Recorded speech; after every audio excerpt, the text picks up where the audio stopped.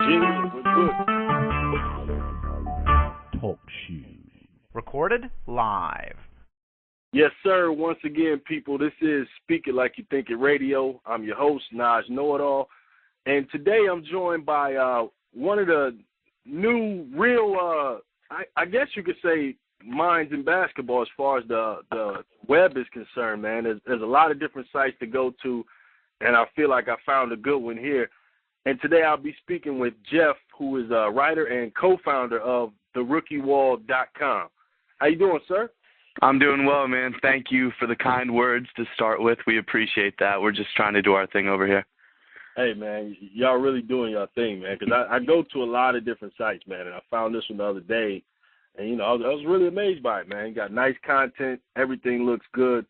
And like your countdown says, we got 29 days, 18 hours, and 9 minutes until the draft, man. It's going down pretty soon. It is. And after the lottery, we got a little bit clearer picture, and then individual workouts picking up. So, yeah, it's a good time to be covering the draft and the NBA in general. Yes, sir. And before we get into the prospects and everything, I kind of wanted you to talk about like why you started the site and how you guys went about it.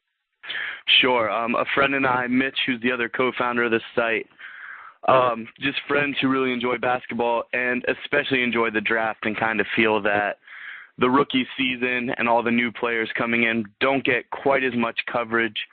The NBA is definitely a superstar-driven league. You see that with Kobe, Dwight Howard, LeBron, obviously, and all the coverage he's getting, even now that his team's out of the playoffs. Right. And then we saw some sites covering the draft pretty well. I'm sure everybody goes to those. You have Draft Express, NBADraft.net, who really just focus on everything leading up to the draft. But the coverage of the rookies really isn't there. And I think this will be our first draft we've covered. And after this, we hope to really continue covering the rookies and how they progress next year. So there'll be a lot of John Wall coverage, a lot of Evan Turner coverage, and some of the lesser-known guys. The website's really focused on all the players in the draft, not just the top players. We have interviews up with various guys, second-rounders. We have some interviews out to some lottery picks that are coming back slowly but surely that'll be up soon. And it's really just to cover the draft from our angle and what we think, and also to give the rookies some press during their rookie season. And ultimately, we're hoping to get some more exclusive content for the site, and we're working on that every day. So that's kind of the thought process. Okay, that's a beautiful thing, man, because the NFL draft is covered so well. I think the NBA definitely needs its own, share of real in-depth coverage. Because you go into last year, and, the talk was, this was a Blake Griffin draft, everything else, it was just really not that deep a draft and all this other stuff. And then the season starts, and we find out this is one of the better drafts we've seen in years. Yeah, the draft was deeper than a lot of people thought. At the top, obviously, you had Blake, who it'll be exciting to see what he can do this year. That injury was really unfortunate for the league in general because a superstar in LA on the Clippers is huge. And Blake definitely has the skills to do a lot of things. And then you had Thabit not really pan out. But then you have James Harden, who's playing decent minutes on a young team, and he's going to be a centerpiece for them along with Kevin Durant. And you have Tyreek Evans, who, that guy is unbelievable. You have Brandon Jennings, who came out of nowhere. And Rubio played well in Europe this year, and he'll come over eventually with someone. So, yeah, it was an interesting draft. It was a lot of young players who haven't shown what they can do yet. Drew Holiday is going to get his chance, I think, for the Sixers this year, and Darren Collison made his mark. Marcus Thornton in the second round. There were a lot of good stories this year. So, yeah, a lot of people, it was probably better than advertised. So, definitely, I agree with you. Yeah, that's definitely true. Well, hopefully we'll have those things. Like you said, we'll have the same type of stories. And let's kind of get into the talent in this draft. I sent you a little idea of what I think are the top 10 guys. I've looked at the site and seen what you guys have listed. Now, I know you're gonna probably bang on me for having the boy Gordon Hayward in the top 10, the young boy from Butler, but I just got a feeling I can't see Larry Bird passing on him at 10, man. I just got to be honest on that, man. I don't see it happening. We'll see what they do. Indiana needs a lot of help. you've got Danny Granger, who plays a little bit of the 3 and I guess could slide over to the 2 if they need him to. I just think if you're Indiana, you have to take the best guy there, and I'm not sure Gordon Hayward is that.